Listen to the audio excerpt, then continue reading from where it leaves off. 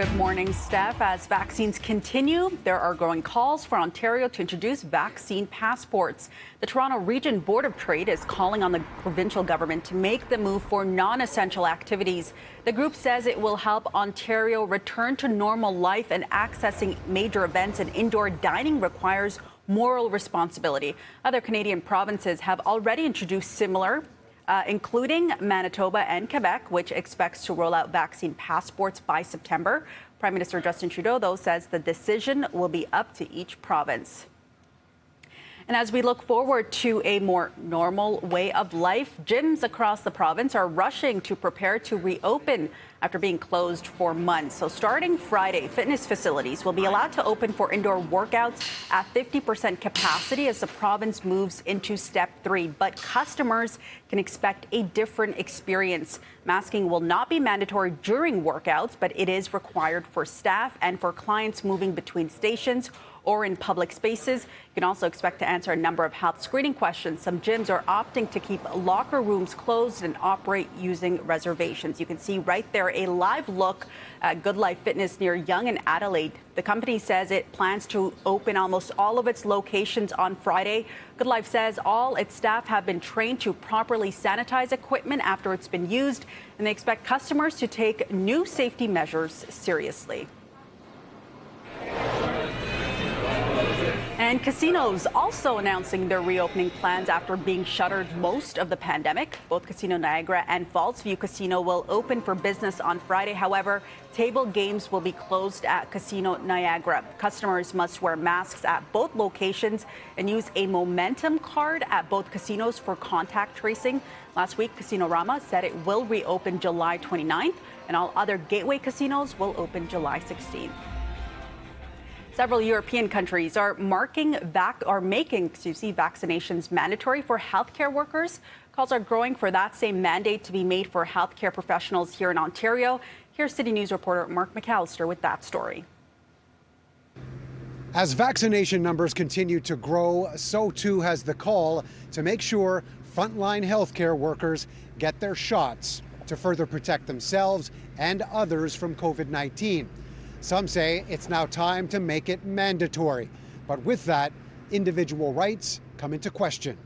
We absolutely should be considering mandatory vaccinations for healthcare workers. I mean, we work with the most vulnerable of the vulnerable.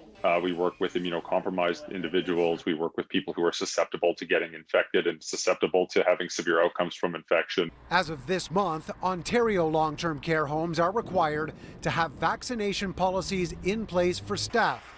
But the province itself isn't making workers get their shots, just asking nicely.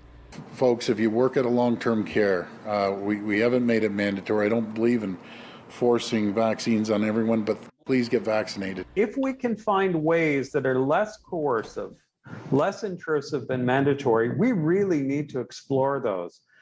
Because to make it mandatory, you are intruding on a person's rights. As of Monday, Ontario's Ministry of Health says more than 700,000 healthcare workers in the province have received at least one dose of vaccine, and over 648,000 have received a second dose. We also reached out to the Ontario Nurses Association and have been told that it will not be commenting at this time. Mark McAllister, City News. Students at one Ontario college will need to roll up their sleeves before returning to campus. We are live outside Seneca College Newnham campus on Finch Avenue East. Vaccinations will be mandatory for students and staff returning for in-person classes this September. This also includes anyone living in residence. Seneca is the first post-secondary institution in Ontario to make vaccines mandatory for students and staff. And coming up at 7, we are speaking with U of T bioethicist Carrie Bowman about the ethics behind mandatory vaccinations. And in sports, for the first time, the coveted All-Star Game MVP award went to a Toronto Blue Jays slugger. Vladdy made history here tonight, the youngest MVP in history. 22-year-old Vladimir Guerrero Jr. led the American League to a 5-2 win over the National League at Coors Field in Colorado. And an emotional Vladdy dedicated the award to his dad. The Guerreros are now the third father-son combo to both be featured in an all-star game, joining Bobby and Barry Bonds and Ken Sr. and Ken Griffey Jr.